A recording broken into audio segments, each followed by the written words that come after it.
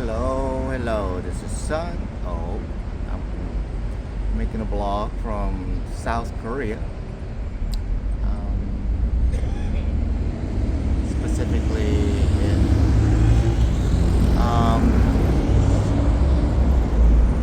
the Dongdaemun South Side area. I got in a serious trouble, detained at the airport when I arrived in South Korea, Inchon Airport.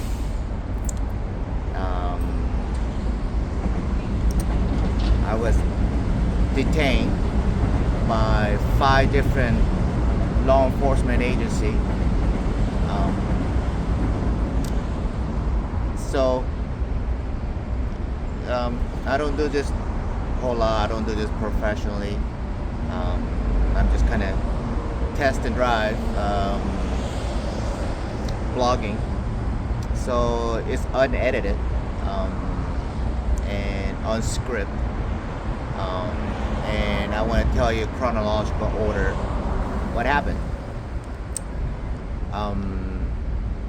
So just 2 days ago, when left Seattle and coming to South Korea, my the check-in baggage from my mother, it just was delay and delay and delayed, and we were just basically almost last person picking up the luggage.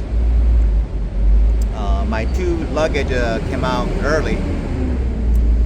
My mother's luggage was coming out almost the last luggage with a big red plastic lock on it with the red light flashing, and basically when I picked it up, I saw this plastic lock on it, and I was just wondering why. And then another person, authority, approached me and asked if it wasn't my luggage, and I say yes, but basically it wasn't my mother, but I say yes, and then I'll just take all the responsibility or whatever it is, and asked me to and escort me to another area where they say need to inspect the luggage.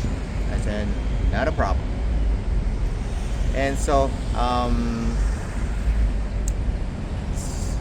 basically the Korean, when a flight comes internationally and they deplaned all the luggage as they go through the automated carousel system, belt system, where they drop and then it just goes to wherever it needs to go. In that process, it goes through the X-ray security check system automatically, and something was detected, and it was put a red tag, this alarm device, and I was being escorted to a custom, special area that need to be inspected. Well, in that process, they said there's something suspicious in the bag and asked me, did I bring anything illegal? Then I said, no, there should be nothing illegal. They asked permission to inspect. I said, go right ahead. And the luggage had a lock on it, our own combination lock on it. So I unlocked it and I said, be free to search whatever you want to search. Well, they couldn't find what it was, whatever the X-ray picture showing. So they go through kind of a lot of search and they couldn't find it. They said they're gonna rescan it. They rescanned X-ray and the status was the same.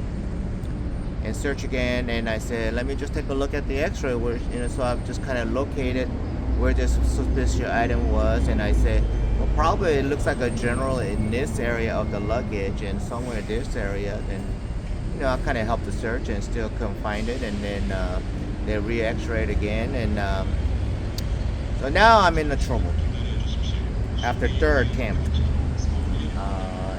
And they bringing out this bag.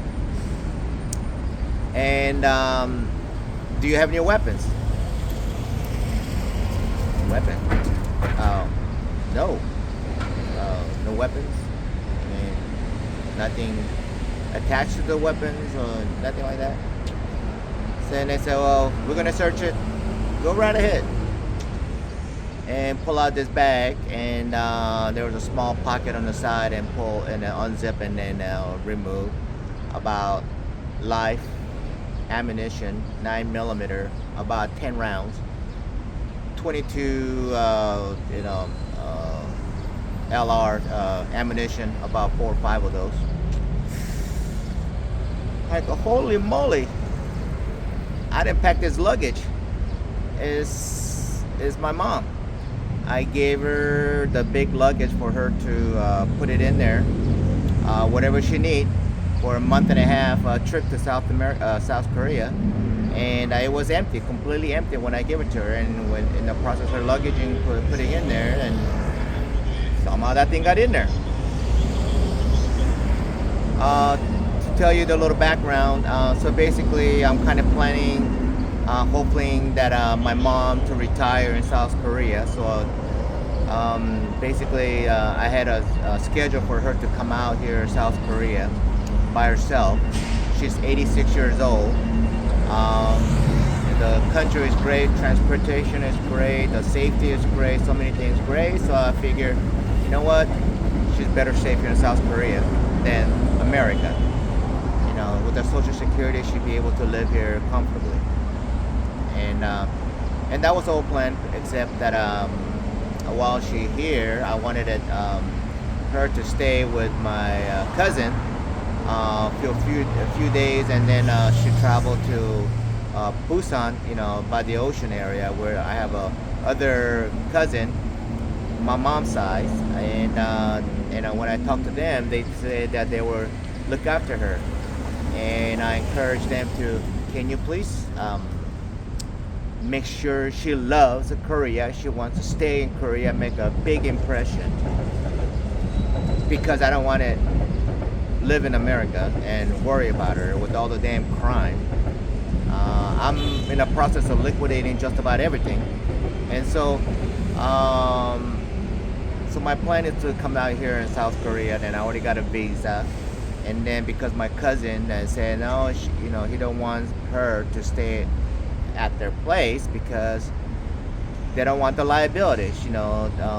They think that she's fragile and she'd be able to, she might fall, she might get lost, and all those sort of a problem that a elderly woman could be in. They don't want that problem. So kind of last minute, I decided to, you know what, then I just have to take her myself. So I'm spending extra money because late flight purchasing. So that's how I end up South Korea, April 30, 2024. So back to the story. And so I was just surprised. Now they're making huge incidents out of this because, in South Korea, typically there's no weapon out here. You got to be a very, very wealthy person to have a shotgun for hunting or something. Not regular 9mm semi-automatic guns and things like that. Let alone the ammunition. It's going to be very, very difficult to find something like that. So now the custom, they lay out this white papers, and they just individually lay down, like, I done a lot of narcotic arrests, gang arrests and things like that, where we lay down, nicely and profile everything and show, things that we caught. Well, they're making this huge case out of 10 rounds of a 9mm. Now, they're kind of asking me, why do I have live ammunition brought to South Korea? I said, there was no intention bringing here, and I didn't know there was ammunition in there because I gave the empty luggage for my mom to pack it, and this bag, she used don't belong to her. It belongs to my youngest son, I used to take my children and others to shooting competition. I teach them how to shoot, combat shooting, things like that. And teenager requires to have some kind of bag to in the weapon placed in the bag in to a shooting area, and it remains there until they're ready to shoot. And this is just one of many gun bag that I had on the shelf. Not telling you where. Many bag and all this bag for weapons, and my mom decided to use one of those bags. Figure, oh, this bag fits really good with her Bible and Bible desk stand. It just fit in this bag. That's like so nicely. So she decided to use that and put her Bible with the desk stand and put it in her luggage and then check it in. Well, American, especially I'm a retired law enforcement. I have many weapons and many rounds and tens and thousands of ammunition, and you'll see rounds in my car, under the seat sometime, there's no big deal about it. Because my families are so comfortable with weapons and ammunition, there's a lot of places, they're not even thinking through all this little thing. So anyhow, so here's the situation. So now they found this, live ammunition, illegal firearms and live ammunition with the 10 rounds and about 4 or 5 22 rounds. Now I am detained. I am not allowed to go anywhere. Now the custom agent have to follow their protocol and notify of all this different agency involving live round weapons, things like that are brought to the airport. So I got police detective coming. I got immigration agency coming. I got terrorist special unit coming. I have a E.O.D, explosive ordnance. What's the D for? Anyway, it's a bomb squad coming, and a special unit handler. So I got like 5 different agencies. Okay, special unit. About 10 basically law enforcement unit coming to speak to me about this illegal live ammunition brought to the South Korea. They said, well, it's gonna take a long time before they arrive. I go, holy crap. So then I sit down and tell my mom and say, Mom, why the heck did you use the gun bag to store Bible? Why didn't you ask my permission? On that shelf, all the stuff involved guns, and you're out to ask me before you can touch those. Now we got like 5 different law enforcement agency coming. We are detained. We're not allowed to go. The worst scenario is that I'm going to be, because when they ask me whose luggage, and I just say it was mine, I claimed it.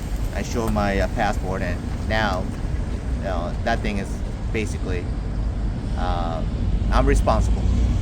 So now I can face prosecution, jail time in South Korea.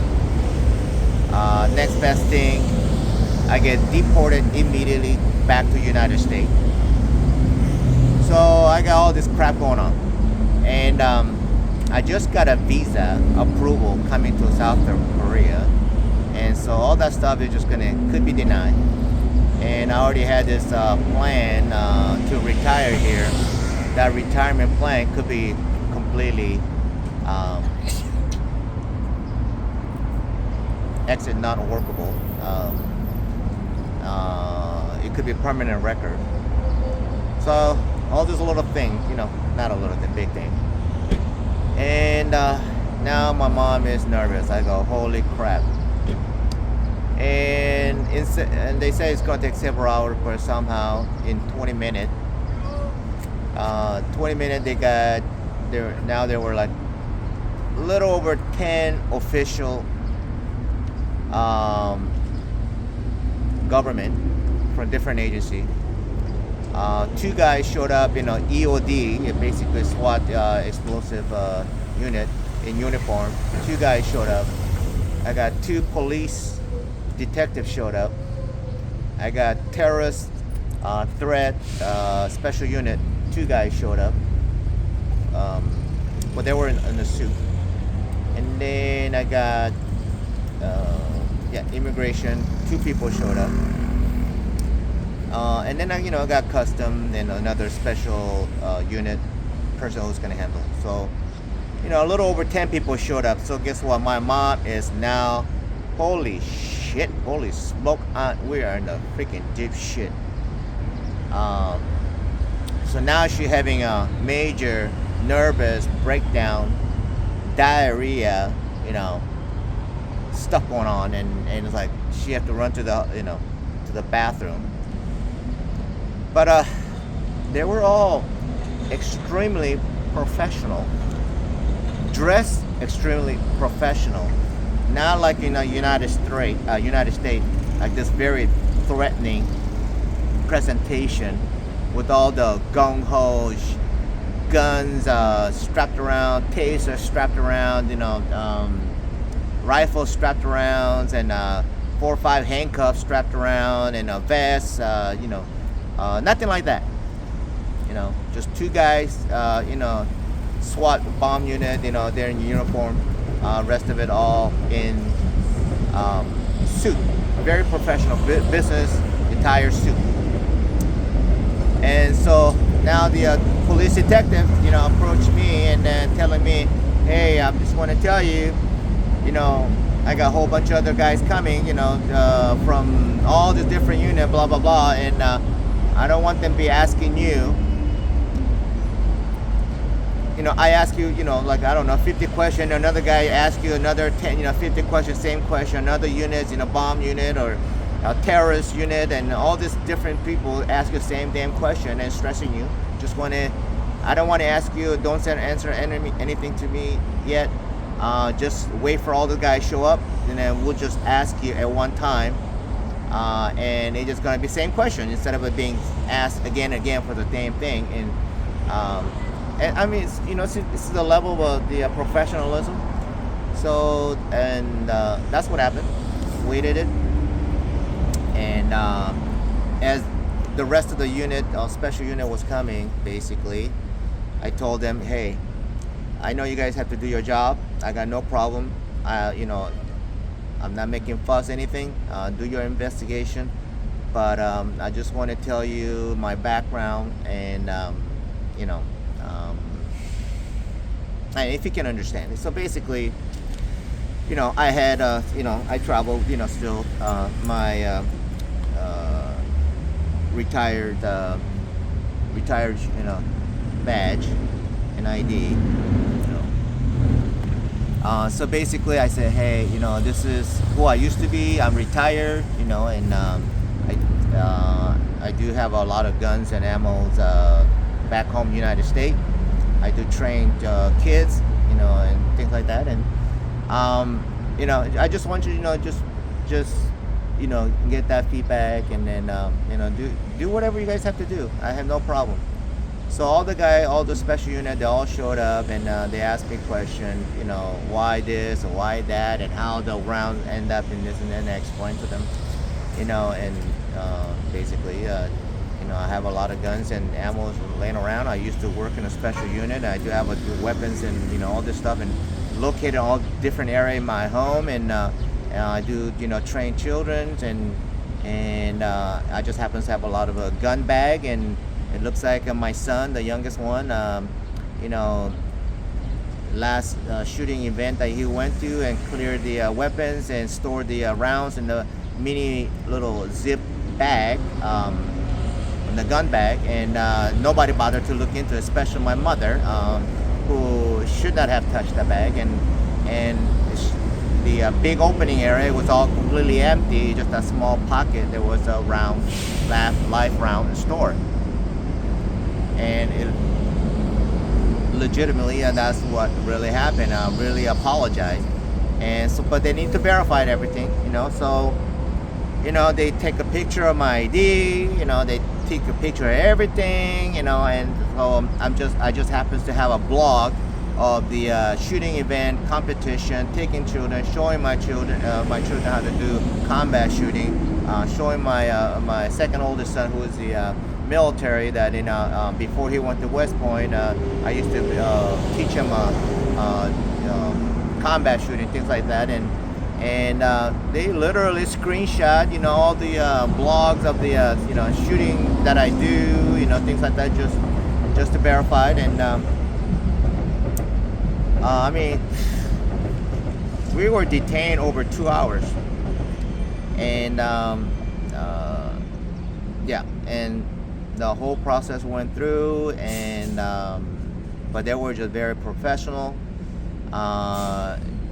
and after that, basically, the person who's in charge, I think is a captain, is a special unit, and he just sat in one corner of the area. Then he just decided to handwrite the report and wrote all the report, and then he went to corner with all the guys, like 10, 12 guys, gather, have a little conference, they're all standing there, and verified everything, and basically everybody had to agree, and basically everybody decided not to prosecute. They all decided to give me easy out, just kind of watch out for next time. In fact, one of the detective, actually, the police unit, he's told me, it's understandable. He has an uncle in Colorado, a Korean American uncle in Colorado, who's a military, and sometimes he make a mistake himself, so sometimes end up in a jacket and 1 or 2 live rounds and traveling, and because in America we're involved with so many guns and so many rounds and so many, just relax everything, and we just literally overlook. So basically everybody have to agree, and everybody have to sign that they are releasing me without any criminal prosecution or anything. And my big worry was, oh my goodness, is this going to be in my personal jacket file that I'm going to have a problem when I come back to America? He said, most likely not, and don't worry about it. And that's what he told me, not to worry. Everybody signed it, and then they made, the custom agent, they went in the office, made it, I don't know, like a bunch of 20 copies.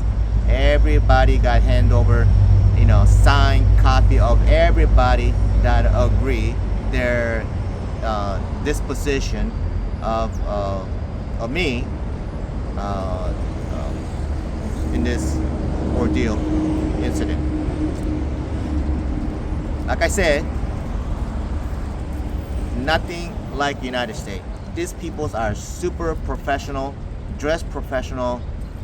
There's no intimidation. It's just that my mother, felt it was kind of intimidated. Like over 10 people showed up. But I mean, that's a process of Korea. That's how Korea is so safe. Hardly any crimes here. It's so safe. They don't have all this crazy killing and shooting. And we got to give a big hands in South Korea, for handling security really, really well, really professionally. I know how it would have been handled and done in the United States if something almost identical like this would have happened. I have worked in my entire career in law enforcement. I worked in LAX. I I have worked, special school crimes. I have worked custody. I have worked patrol. I have worked, special task force. I have worked a lot of things, and nothing like this. This level of professional handle in the United States. So actually, the United States could actually learn some lesson. Anyway, yeah. So I just want to put it out. Yeah, it was just. Bad moment, not thinking a lot of things through, rush, and we got in trouble, pretty serious trouble. But then, we were very lucky, and I don't know if it would have been a little bit more different if it was just a Joe Blow regular citizen. Basically, I was born in South Korea, and I was only like maybe 5 years old. My whole entire family decided to immigrate to South America, and then later immigrated in the United States. So my pretty much entire life is spent in the United States. However, this is how great the records are in Korea. They punched my name. They searched and something similar popped up. Guess what? I mean, it did not even take 10 minutes to pull some kind of record of me being born in South Korea. It just the name was different, and so they were verifying why is this name and that name. Is this really you or this? It's just that, well, yeah, they both are mine. Unfortunately, I mean, I didn't blame the government. I just say, look, I have no control what the South Korea do. When I was born, I was given this name, and when I was only 5 years old and we left this country, the government decided to translate this Korean name in English and basically misspell, and that's how I ended up my name, Son. Yeah, and that's been my forever name. There's nothing I can do about it. And I cannot go back to change anything. I cannot go to court system to do anything. It's just that's how I end up. And so yeah, then they verified everything. My mother and the birth record. I mean, that fast, 10 minutes. Okay, try that in the United States. It will never happen. Anyhow. So I'm here, not too far from Namsan, and I decided to come out, put this blog, away from my mother, and take a fresh air. Great country, great environment, transportation. My goodness, so nice.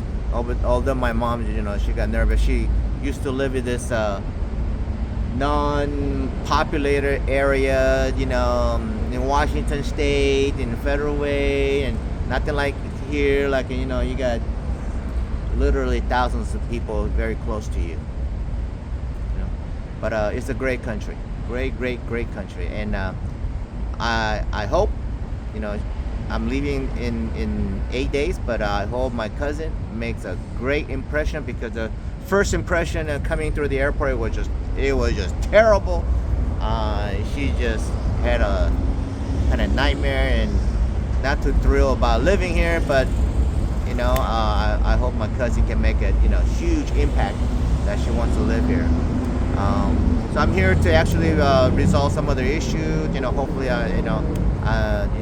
medically I'll be able to take care here. I need to come out here, find out what's it going to cost for all the special medical treatment. Because with that, I have to go back to the United States and then take another settlement, with the basically LA County, see if they can give me a lump sums of the big money and just be over medically, and not be paying me until I die. It's just big settlement and be done. No lawyer involved in the future. Just one-time deal. Boom. So I hope that's what will happen, and then I just have happy married life. Good medical care, because it's absolutely high-tech medical here than the United States. Cost is astronomical cheap. nothing like United States will bankrupt you. You know, if you have a cancer, it will bankrupt you for $700,000 to $800,000, you know, cancer treatment or operation, whatever. Nothing like here. Anyway, you guys all have a great day. I'm probably going to put in a Korean travel blog, and I just want to make a big, you know, thumbs up for South Korea. Make sure you guys plan. Make sure you don't come out here to be stupid. Make sure you don't voice out your stupidity like in America. Okay? Leave all your United States crap over there. Don't bring it over here. Just like we don't like in America, people from foreign countries bring all their stupid crap into United States. You know, this country, same thing. Do not want American, you know, stupid my right crap. Okay? Leave all that crap. Come out here. Be very respectful. These people will respect you very, very highly. They're not going to mistreat you. And so, yeah. And don't come out here, you know, screaming and shouting like stupid idiot. Just be very polite, professional, and they will give you that politeness and professionalism right back. Okay? Like a good citizen. Anyway, have a great day. I'm taking a bullet train and tomorrow to South Busan.